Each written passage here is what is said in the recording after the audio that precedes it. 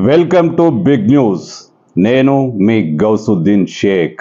ఉన్నదే రాస్తా, చూసిందే చెప్తా.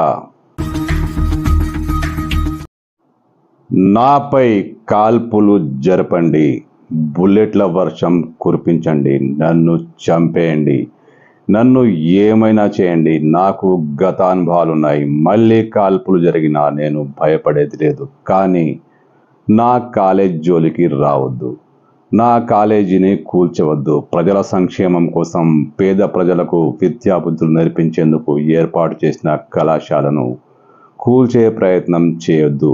ఏమైనా చేయాలనుకుంటే నన్ను చేయండి, నన్ను చంపేయండి అంటూ మజ్లిస్ పార్టీ యువనేత, మజ్లిస్ శాసనసభాపక్షం నాయకుడు అక్బరుద్దీన్ ఓవైసీ విజ్ఞప్తి చేశారు. హైడ్రా తన కాలేజీను కూల్చాల్సిన పరిస్థితి ఏర్పడిందన్న భయంతో అక్బరుద్దీన్ ఈ విధంగా మాట్లాడారు. అదే కాలేజ్లో ఫాతిమా కాలేజ్లో జరిగిన ఒక సమావేశంలో అక్బరుద్దీన్ మాట్లాడుతూ తన కాలేజ్ జోలికి వచ్చే ప్రయత్నాలు జరుగుతున్నాయని, తన కాలేజీని బద్నాం చేసే ప్రయత్నాలు జరుగుతున్నాయని, అలాంటి ప్రయత్నాలు చేస్తే సహించేది లేదంటూ అక్బరుద్దీన్ ఓవైసీ విరుచుకుపడ్డారు.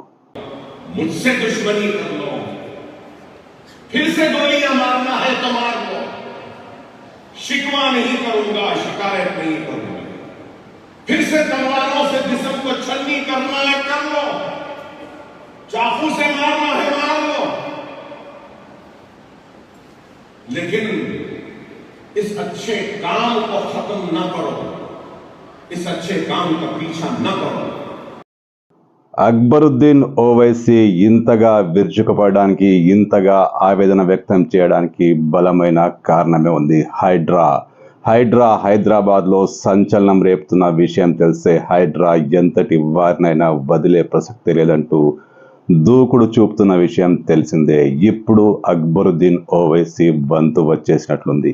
ఆయన బండ్లగూడ ప్రాంతంలో నిర్మించిన చెరువు, సల్కం చెరువు అనే ఒక చెరువుకు చెందిన దాదాపు 70% FTL ల్యాండ్ను ఆయన మింగేసి అక్కడ కాలేజీ నిర్మించారంటూ ఆరోపణలు వస్తున్నాయి.